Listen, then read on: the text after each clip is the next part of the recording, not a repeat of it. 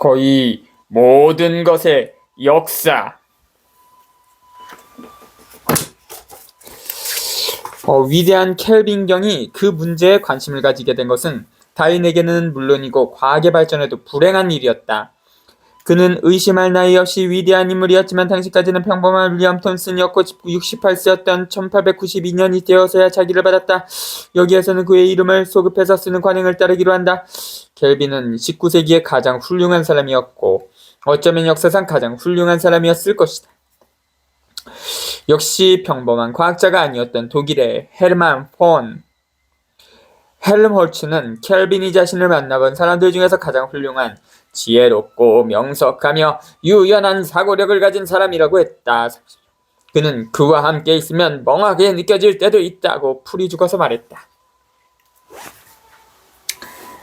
다윈은 켈빈은 빅토리아 시대의 슈퍼맨이었던 것이 사실이기 때문에 그럴 수도 있었을 것이다. 그는 1824년 벨파스트에 있던 왕립 학술 연구소 수학 교수의 아들로 태어났고 그의 가족들은 곧 글래스고로 이사를 했다. 그곳에서 신동으로 소문이 난 켈빈은 10살에 글래스고 대학에 입학했다.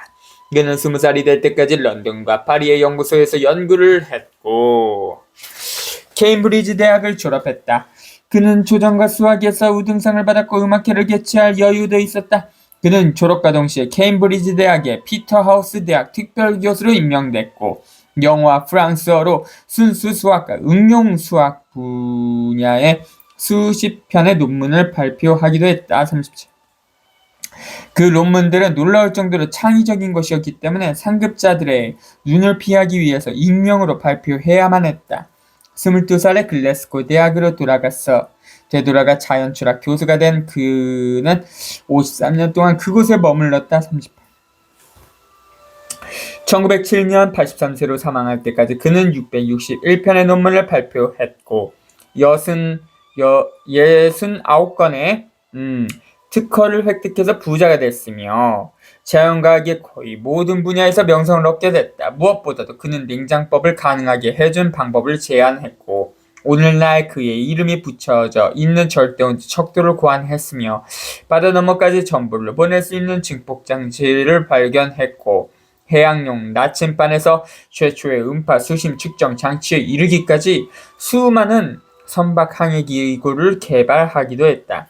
실용적인 성과만도 그 정도였다. 전자기학, 열역학, 빛의 파동 이론 등의 이론 연구도 역시 혁명적이었다. 특히 그는 열역학 제2법칙의 정립에 공헌했다. 이 법칙에 대해서 소개하려면 한 권의 책이 필요하겠지만 화학자 P.W. 애킨스의 명료한 설명을 통해서 어렴풋이 이해를 할 수는 있을 것이다. 열역학에는 모두 4개의 법칙이 있다. 그 세 번째에 해당하는 제2법칙이 가장 먼저 알려졌고 첫 번째인 제0법칙은 가장 나중에 발견되었다. 제1법칙이 두 번째였다. 제3법칙은 다른 법칙들과는 전혀 다른 의미의 법칙이다.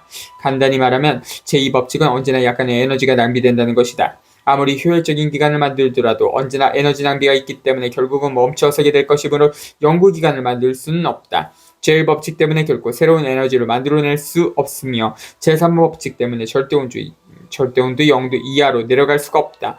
언제나 어느 정도의 온기는 남아있을 것이기 때문이다. 데니스 오버바이가 지적했던 것처럼 세계의 열역학 법칙은 1. 이길 수도 없고 2. 비길 수도 없으며 3. 포기할 수도 없다는 뜻이라고 농담처럼 표현되기도 한다. 그가 하지 못했던 것이 단 하나 있었는데 그것이 바로 지구의 정확한 나이를 알아내는 것이었다.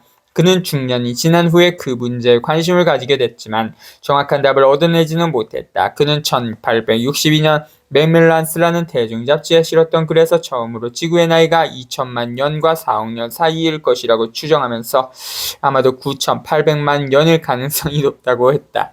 대단히 조심스러웠던 그는 만약 위대한 창조의 과정에서 오늘날 우리에게 알려지지 않은 무엇인가가 있다면 그의 계산이 틀리게 될 수도 있다고 인정했다. 물론 그런 일은 절대 없을 것이라고 믿었던 것은 확실했다. 세월이 흐르면서 켈빈은 자신의 주장을 점점 더 강하게 밝히기 시작했지만 점점 계산은 더 부정확해졌다. 그는 끊임없이 자신의 추정치를 줄여나갔다. 처음에 최대 4억 년이 1억 년으로 줄었고 다시 5천만 년으로 줄었다가 1897년에는 2400만 년이 되었다. 의도적인 것은 아니었다. 당시의 물리학으로 태양과 같은 크기의 물체가 수천 년 이상 연료가 바닥나지 않은 상태로 끊임없이 타오르는 이유를 설명할 수가 없었기 때문이었다. 그래서 어쩔 수 없이 태양과 그 행성들의 역사가 비교적 짧을 것이라고 믿지 않을 수가 없었다. 그러나 19세기에 엄청나게 쏟아져 나왔던 거의 모든 화석 증거가 그런 주장과 맞지 않는다는 것이 문제였다. 제6장 성난 이빨을 드러낸 과학. 정확하게 누구였는지는 잊혀져 버렸지만 1787년 어느 뉴저지 사람이 우드버리 크릭이라는 지역의 강바닥에 솟아나와 있던 거대한 대퇴골을 발견했다. 그 유골은 지금까지 알려진 어떤 종에게도 맞지 않았고 더욱이 뉴저지에 살던 생물이 아닌 것은 분명했다. 지금까지도 확인된 것이 거의 없기는 하지만 그 유골은 큰 오리부리를 가진 공룡이었던 하드로사우르의 것이라고 여겨지고 있다. 당시에는 공룡이 알려져 있지 않았다. 그 유골은 미국의 최고 해부학자였던 가스파 위스타 박사에게 보내졌고 그는 그의 가을 필라델피아에서 개최되었던 미국 철학계 총회에 그 사실을 보고했다. 불행하게도 위스타는 그 유골의 가치를 전혀 인식하지 못했고 다만 그것이 정말 거대한 동물의 유골이라는 정도의 사실만은 평범하고 조심스럽게 설명하고 말았다. 결국 그는 다른 사람보다 50년 앞서서 공룡을 발견할 수 있었던 기회를 놓쳐버린 셈이었다. 사실 아무도 관심을 가지지 않았던 그 유골은 창고에 처박혀 있다가 어디론가 사라져버렸다. 그러니까 그 유골은 최초로 발견되었으면서 가장 먼저 사라져버리는 공룡 유골이 되었다. 당시 미국은 이미 몸집이 큰 고대 동물의 잔해에 대해서 흥분하고 있었기 때문에 사람들이 새로 발견된 유골에 대해서 관심이 없었던 것은 정말 놀랄 일이었다. 그런 유행은 앞에서 소개했던 프랑스의 위대한 박물학자 비뽕 백작의 이상한 주장 때문이었다. 그는 신세계의 모든 생물은 모든 면에서 구세계의 생물보다 열등하다고 주장했다. 광범위한 문제를 다룬 유명한 박물지에서 그는 아메리카가 물이 한 곳에 고여 있고 땅은 메마르고 짐승들은 크기도 작고 활기도 없으며 생물들은 썩어가는 습지와 햇볕이 들지 않는 숲에서 나는 고약한 냄새 때문에 약할 수밖에 없는 곳이라고 주장했다. 그런 환경에 사는 아메리카 원주민들이 활기가 없는 것도 당연했다. 비퐁의 사려 깊은 표현에 따르면 그들은 수염이나 채모도 없고 여성에 대한 관심도 없으며 그들의 생식기는 작고 허약하다. 비퐁의 그런 주장은 다른 학자들로부터 놀라울 정도로 열렬한 지지를 받게 됐다. 특히 아메리카의 자연을 본 적이 없는 사람들은 더욱 그랬다.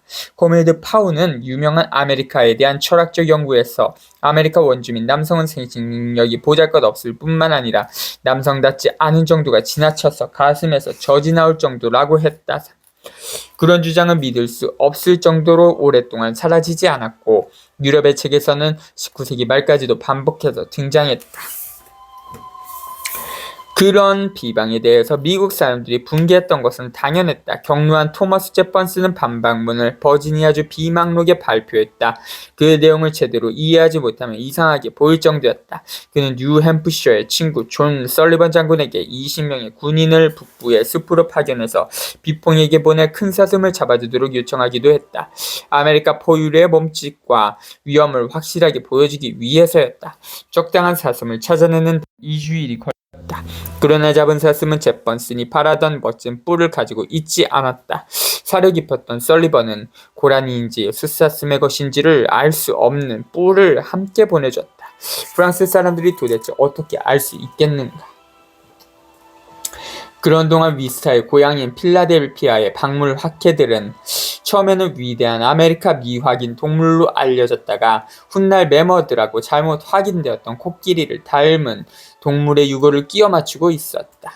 그 유골들이 처음에는 켄터키의 빅볼릭이라는 곳에서 발견되었지만 곧 이어서 미국 전역에서 발굴되었다. 미국에는 한때 정말 거대한 동물들이 살았던 것처럼 보였고 그런 사실은 비퐁이 퍼뜨렸던 어리석은 고을 지방 사람들의 억지 주장을 반박하는 증거가 될 수 있었다. 미국의 박물 학회들은 미확인 동물의 거대함과 난폭함을 보여주고 싶은 욕심에 너무 집착해버렸다. 그들은 몸집을 6배나 크게 추정했고 무시무시한 발톱을 가지고 있었다고 주장했다. 실제로 그 발톱은 근처에서 발견된 거대한 육상 공룡인 메갈로닉스의 발톱이었다. 그 짐승이 호랑이와 같은 정도의 민첩함과 난폭함을 가지고 있었다고 믿었던 그들은 바위 위에서 먹이를 잡으려고 고양이처럼 날쌔게 달려드는 모습을 그림을 그리기도 했다. 그러나 훗날 엄니를 발견한 후에는 온갖 모양의 짐승 머리를 상상해야만 했다. 복원 작업에 참여했던 한 사람은 엄니를 거꾸로 세워서 퓨마의 송곳니처럼 붙여서 공격적인 모습이 되도록 만들어보기도 했다. 엄니를 뒤쪽으로 휘어지게 붙인 후에 그 동물이 물속에서 살았다고 하기도 했고 그 엄니로 나무를 잡은 자세로 잠을 잤을 것이라는 흥미로운 주장을 하기도 했다. 그러나 미확인 동물에 대한 가장 적절한 결론은 그 동물이 멸종되었다는 것이었고 비퐁은 그것이 바로 자연이 퇴화되었음을 확실하게 보여주는 증거라고 즐거워했다. 비퐁은 1788년에 사망했지만 논란은 계속됐다. 총만 봤던 화석학자였던 젊고 권위적인 조르주 퀴비에가 1795년 파리에 도착한 유골들을 살펴봤다. 퀴비에는 이미 한 무더기에 흩어진 유골들을 순식간에 복원해서 사람들을 했었다. 그는 이빨 한 개나 턱뼈 조각만 보면 그 동물의 모양과 성질을 설명할 수 있고 덤으로 그 동물의 종과 속을 알아낼 수 있는 경우도 있다고 알려져 있었다. 미국에서는 아무도 육중하게 움직이던 괴물의 모습을 알아낼 수 없었기 때문에 공식적으로 퀴비에가 그 발견자가 되었다. 그는 그 동물에게 놀랍게도 젖꼭지 이빨이라는 뜻을 가진 마스토돈이라는 이름을 붙였다. 논란에 흥미를 가지게 된 퀴비에는 1796년에 최초의 정신멸종 이론을 담은 현존 코끼리와 화석 코끼리의 종에 대한 기록이라는 기념비적인 논문을 발표했다사. 지구는 가끔씩 전지구적 재앙을 겪었고 그 과정에서 일부 생물종들이 완전히 사라져버렸다는 것이었다. 그런 주장에는 하나님이 무책임했다는 의미가 담겨져 있었기 때문에 퀴비에처럼 종교적인 사람들에게는 몹시 불편한 것이었다.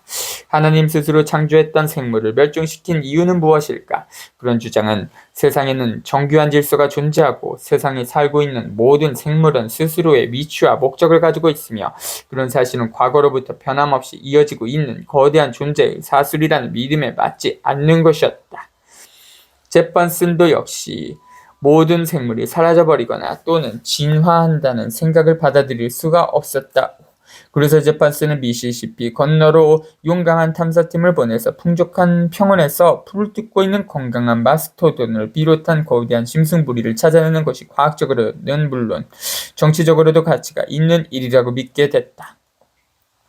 제펀슨의 개인 비서였으면서 신뢰하는 친구였던 메리웨더 루이스가 탐사팀의 공동대표 겸 대표 박물학자로 선발됐다.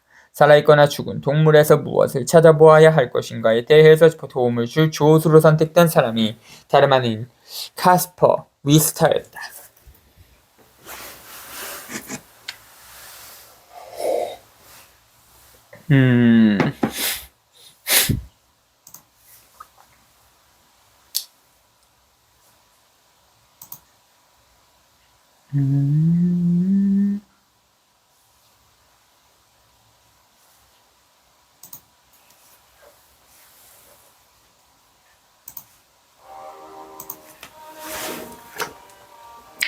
권위적인 명사였던 퀴비에가 파리에서 자신의 멸종설을 주장하고 있던 같은 해의 같은 달에 영국 해협의 건너편에서는 이름이 알려져 있지 않았던 영국인이 화석의 가치에 대해서 훗날까지 큰 영향을 남긴 새로운 통찰력을 키워가고 있었다.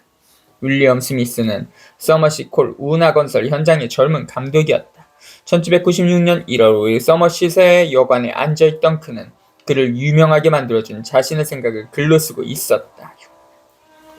암석을 이해하려면 상관관계를 밝혀줄 방법이 필요했다. 다시 말해서 대본에서 발굴한 석탄기의 암석이 웰즈에서 발굴한 캄블리아기의 암석보다 더 최근의 것이라는 사실을 밝혀줄 근거가 필요했다. 스미스는 화석에서 그 실마리를 찾을 수 있다는 사실을 알아차렸다. 지층이 바뀔 때마다 화석들이 사라지고 그 다음 층에는 다른 화석들이 발견된다.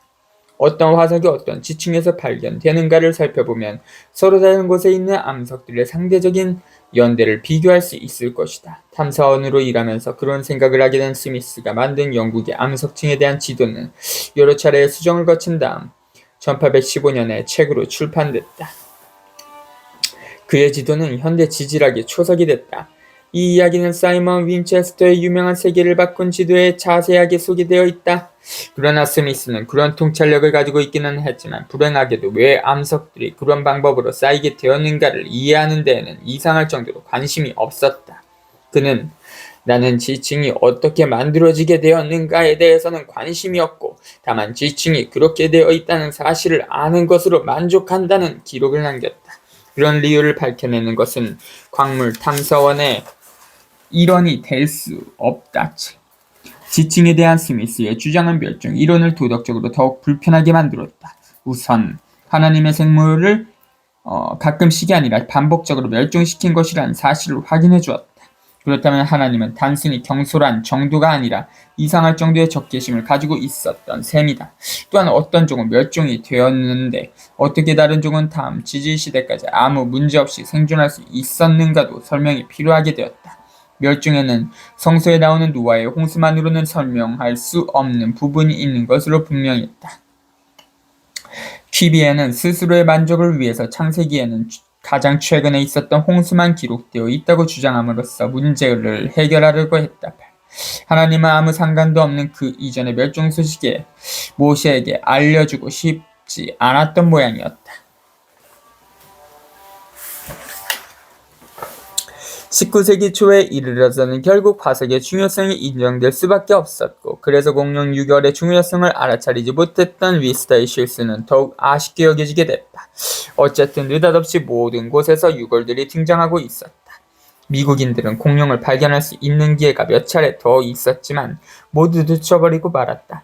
1806년 루이스와 클라크의 탐사팀은 몬테나에 있는 지옥의 계곡을 지나고 있었다고.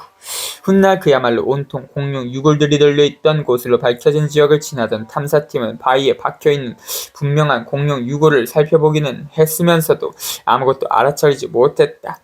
플리너스 무디라는 시골 소년이 매사추세츠의 사우스 헤들리에 있는 오래된 암석 광산 안에 몰래 숨어 들어갔던 덕분에 뉴잉글랜드의 코네티컷 강 계곡에서 다른 유골과 화석화된 발자국들이 발견됐다. 앙키사우루스의 유골을 비롯해서 그곳에서 발굴된 유골들 중에 일부는 지금까지 보존되어서 예일의 피보디 박물관에 소장되어 있다. 1818년에 발굴되었던 유골들은 처음으로 검사를 거쳐서 보존된 것이었지만 불행하게도 1855년까지는 그 가치를 인정받지 못했다.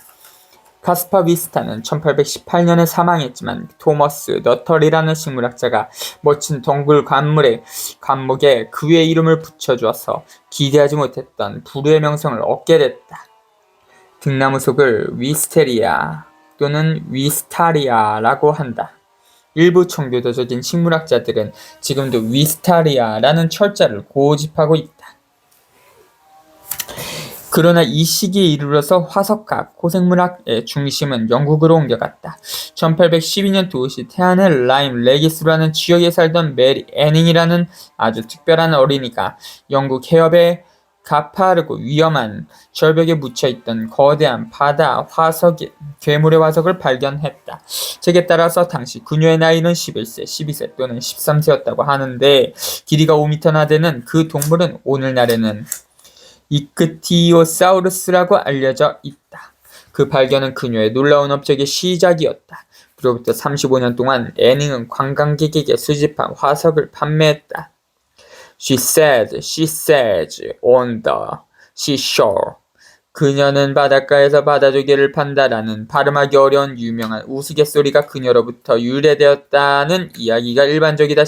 그녀는 또 다른 바다괴물인 플레시오사우루스도 역시 최초로 발견했고 최초이면서도 가장 완벽한 익수령도 발견하기도 했다.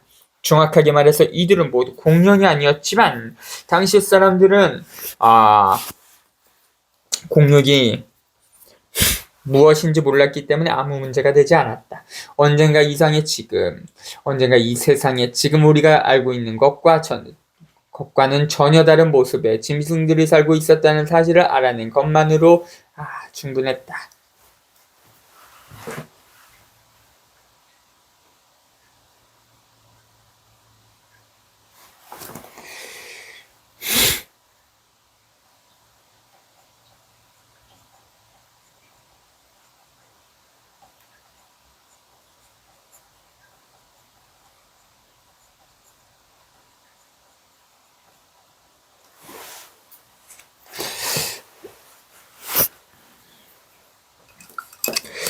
화석 찾기에서 애닝을 당한 사람이 없기도 했지만 화석을 다치지 않도록 정교하게 발굴하는 그녀의 능력이 더욱 중요했다.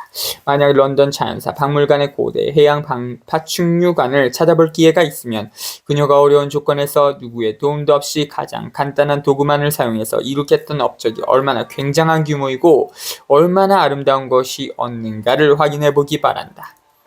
플래시오사우루스의 경우에는 그녀가 10년에 걸쳐서 발굴한 것이다. 특별한 교육을 받지도 않았던 애닝이었지만 학술 연구에 충분할 정도의 정교한 그림과 설명을 남기기도 했다. 그러나 그녀의 기술이 뛰어나기는 했지만 그런 발견을 할 수 있는 기회는 흔치 않았기 때문에 그녀는 평생 가난하게 살아야만 했다. 아마도 메리 애닝은 화석학의 역사에서 가장 인정받지 못한 사람일 것이다. 그러나 그런 사람은 또 있었다. 그 사람은 서식스의 시골 의사였던 기온드 알거논 멘텔이었다. 호리호리했던 멘텔은 허영심이 많고 자기 생각에만 빠져있고 까다롭고 가족을 돌보지 않는 등의 여러가지 단점을 가진 사람이었지만 그보다 더 훌륭한 아마추어 화석학자는 없었을 것이다. 그의 부인이 헌신적이고 세심했던 것도 그에게는 행운이었다. 1822년 어느 날 그가 서식스의 시골로 왕진을 간 사이에 집 근처로 산보를 나갔던 멘텔의 부인은 구멍을 메우려고 쌓아둔 흙무더기 속에서 작은 호두알 정도의 구부러진 갈색 돌을 발견했다. 남편이 화석에 대해서 관심이 많고 그것이 화석일 수도 있다는 생각을 했던 그녀는 그 돌을 남편에게 가져다 주었다. 멘텔은 즉시 그것이 화석화된 이빨이라는 사실을 알아차렸고 조금 더 살펴본 후에는 그 짐승이 초식 파충류였고 길이가 수십 미터나 될 정도로 거대했으며 백악기에 살았다는 사실을 알아냈다. 그가 알아낸 사실들은 모두 정확했지만 그때까지만 하더라도 누구도 그와 비슷한 것을 보거나 상상해 본 적이 없었기 때문에 그의 결론은 대단히 용감한 것이었다. 그는 자신의 발견이 과거에 대해서 알려진 사실들을 전부 뒤엎을 정도로 굉장한 것임을 알고 있었다. 더욱이 이미 인정을 받고 있었고 실험을 좋아했던 그의 친구 윌리엄 버클랜드가 조심하는 것이 좋겠다는 충고를 해주었기 때문에 멘텔은 3년 동안이나 그의 결론을 뒷받침해줄 증거를 찾아내려고 힘들게 노력해야만 했다. 그는 이빨을 파리의 퀴비에게 보내서 의견을 물어보기도 했지만 위대한 프랑스 학자는 그것이 하마의 것이라면서 던져버렸다. 훗날 퀴비에는 자신답지 않았던 실수에 대해서 진정으로 사과를 했다. 런던의 헌터 박물관에서 연구를 하던 어느 날 그는 동료로부터 그 이빨이 자신이 연구하고 있던 남아메리카 이구아나의 이빨과 흡사하다는 이야기를 들었다. 급히 비교해본 결과 정말 비슷했다. 그래서 멘텔이 발견한 동물은 아무 관계도 없지만 햇볕을 좋아하는 이구아나라는 도마뱀을 따라서 이구아노돈이라는 이름을 붙여졌다. 멘텔은 왕립학회에 발표할 논문을 준비했다. 그러나 불행하게도 그때의 옥스퍼드셔의 돌산에서 또 다른 공룡이 발견되었다는 사실이 공식적으로 발표됐다. 그 사실을 밝힌 사람은 멘텔에게 서두르지 말라고 주의를 주었던 바로 그 버클랜드 목사였다. 그 공룡에게는 메갈로사우루스라는 이름을 붙여졌는데 실제로 버클랜드에게 그 이름을 추천해준 사람은 파킨슨씨 병이라는 병을 처음 발견했던 급진주의자 제임스 파킨슨 박사였다. 오늘날 버클랜드는 메갈로사우루스를 연구했던 지질학의 선구자로 기억되고 있다. 런던 지질학회 회보에 실렸던 그의 논문에 따르면 그 동물의 이빨은 도마뱀처럼 턱뼈에 직접 붙어 있지 않고 악어처럼 치강 속에 꽂혀 있었다.